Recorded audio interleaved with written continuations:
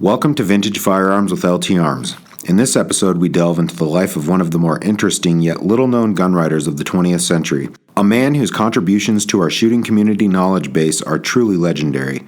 Admired and highly regarded in his day as a practical researcher, dedicated ballistician, expert hunter, and sound conservationist, Bob Hagel was one of the finest minds in the shooting world.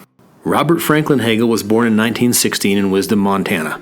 The youngest of 3 children, family life was peripatetic as his father moved them around often while looking for work.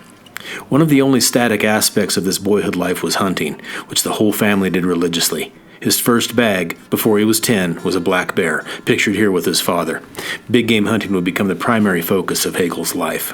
In the early 1930s, when Bob was around 16 years of age, the family finally settled in Gibbonsville, Idaho, in the Bitterroot Mountains of Lemhi County, 26 miles north of Salmon.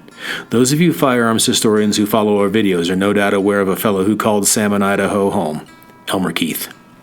In short order, young Bob Hagel met Keith and began learning handgun and rifle techniques from him. Keith also taught the teenager the basics of hand loading.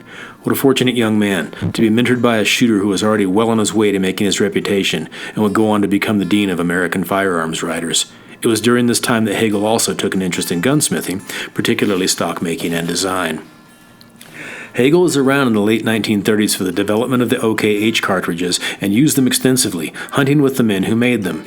These Wildcat cartridges were named with the first initial of each designer's last name: Charlie O'Neill, Elmer Keith, and Don Hopkins. There were numerous calibers in the OKH lineup, and one of the most popular was the .338 OKH, which we know today as the .338 Winchester Magnum.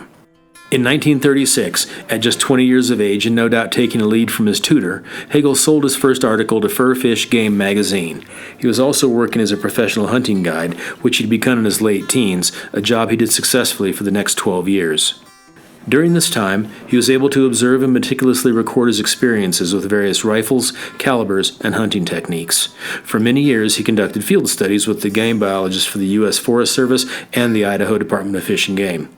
Hagel made it his life's goal to observe and record his experiences in the field. Hagel was a very successful guide, and his own North American hunting successes were notable. Deer, pronghorn, and elk were his usual quarry, and he was well known in the cat hunting world for his work on mountain lion with hounds. In many cases, he used a .44 revolver for this work.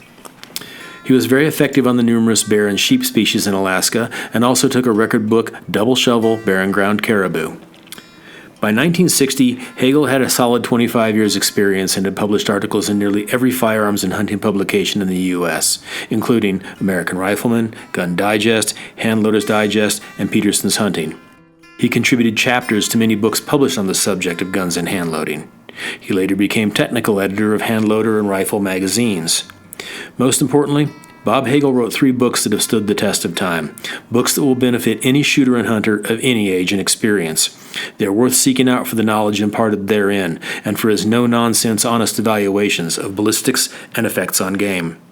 In this era of seemingly endless new cartridge introductions, discovering that many of these are merely modern replications of proven performers from 75 years ago can be enlightening for those who enjoy reading about such subject matter. Game Loads and Practical Ballistics for the American Hunter, published in 1978, is one of those books so comprehensive in its knowledge it beggars belief. But that was the man. He spent countless hours experimenting, testing, and proving.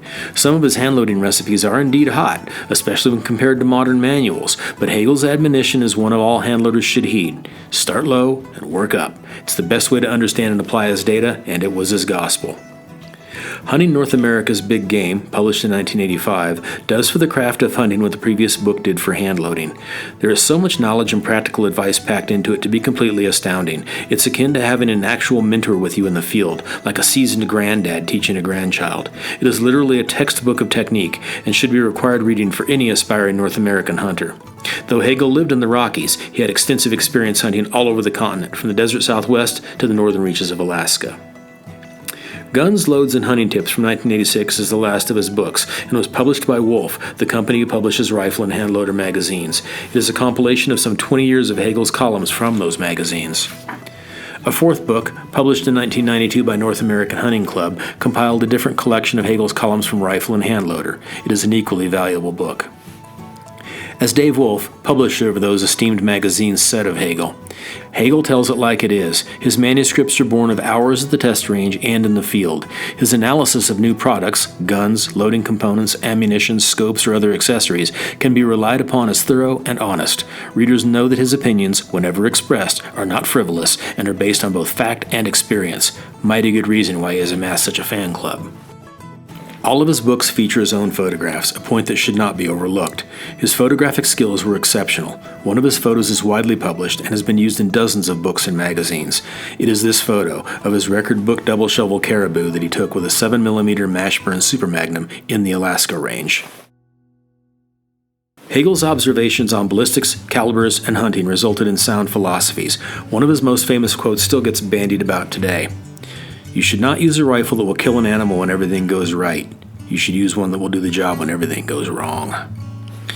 Any student of guns and hunting should seek out Hagel's work. While some writers of his era seem dated when read today, Hagel's wisdom is one for the ages and can be applied today with the same benefit experienced by readers all those years ago.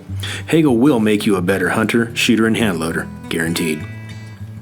In the mid-1980s, Bob began experiencing debilitating headaches. They became so bad that they effectively ended his writing career. The cause was never diagnosed.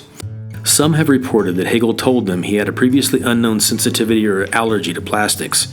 He opined that he had recently bought a new pickup truck, and exposure to the plastics in the cab had triggered a reaction. Some have speculated that a lifetime of shooting big magnums may have done it.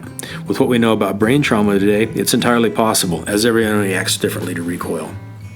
Regardless, when Hagel's writing career ended, we lost the voice of one of the greatest to ever do it.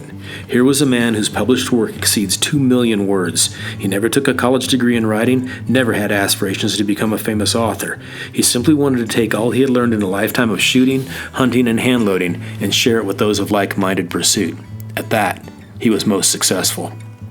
Bob Hagel passed away December 20th, 2005 at age 89. He is buried next to his wife in the Gibbonsville, Idaho cemetery.